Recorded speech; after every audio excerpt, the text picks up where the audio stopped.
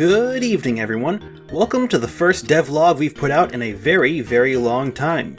So, for those that don't know me, let's get some introductions out of the way real quick. My name's Jaden, and I am the leader of Team Decaf, an indie team focused primarily on a series called Dimension Quest, and we also like to build support for the individual projects led by the various people on the team. Initially, the plan was to make a game called Dimension Quest Altered Fates, or just DQAF for short. It's a game that's 3 games in one: a 2D platformer based off of Kirby, a turn-based RPG based off the Mario & Luigi series, and a bullet hell game based off the Toho Project series. Once the time came for me to actually start programming everything, however, I quickly came to the realization that trying to make 3 games in one with 40 playable characters, 3 endings, tons of minigames and secret Easter eggs and cosmetics, and so much more was just way too much for a team of about 3 people to just start doing immediately. As a result, work began on Dimension Quest Pinball, or just DQP for short. Despite some initial rocky steps with the game's development, I think it's overall turned out to be a great experience. We've approached every chapter with the idea of trying to do a little bit more with each and every one. Chapter 1 laid the foundation, Chapter 2 introduced gimmicks such as water, the boat, and a health bar, and Chapter 3 of course expanded even further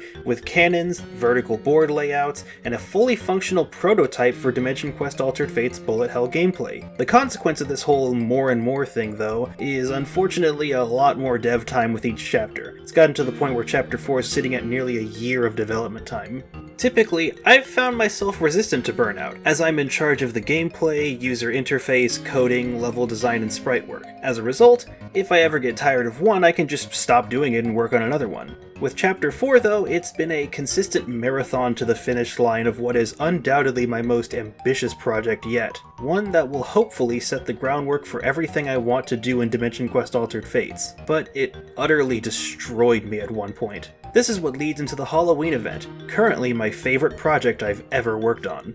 The events for DQP were initially designed as a way to give players something to enjoy between major chapter releases, but the Valentine's event being such a boring slog shot that in the foot as early as the game's launch day. While Valentine's has been my most hated project of all time, save for the character it introduced, she's my second favorite to play as in the whole game, Halloween introduced a level of consistency and quality to the game and to my life that I believe was sorely lacking before. The entire team came together to make the event truly special, with the 3 artists designing 1 board each and providing enemy and gameplay ideas. As a result, I was greatly freed up to stop worrying so much about level design and worry purely about the feel of every level and the new character. This has led to the Halloween event being quick and snappy, and I don't think any of the levels really failed at accomplishing what they were designed to do. Most importantly, this led to the complete overhaul of the bullet hell mode in DQP as a whole. Lives replaced the health bar, the final boss has a distinct health bar with a handy script that allows me to customize any bullet hell boss I want in minutes as opposed to days like with King Kato. Passives were introduced with the deity blessing mechanic, the hitbox was shrunk to its true size, in the bonus levels that is, and more importantly, the feel of it all is just right. With the creation of the Noxina fight,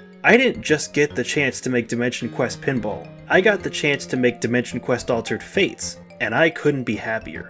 If I have learned anything from working on the Halloween event, it's to be comfortable relying on friends, but to also be confident that you can create something wonderful on your own. Teamwork enables the individual to breathe new life into their ideas, and it even loops back around to providing a consistent visual for the team to work with and build on. Thank you to everyone that helped make this event come to life. Now then, that being said, what's next for Team Decaf?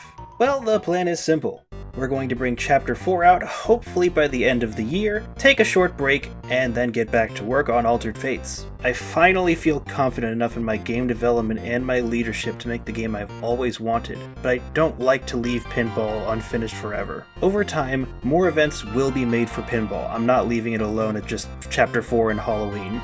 Though, they will be taking a backseat to Altered Fates as we strive to get a playable demo of the game out to the public within the first half of next year. If you'd like to provide any support for either of our projects, I ask that you either purchase Pinball because it was made to build funds for Altered Fates, or donate to our Patreon. We're going to be retooling the Patreon sometime soon.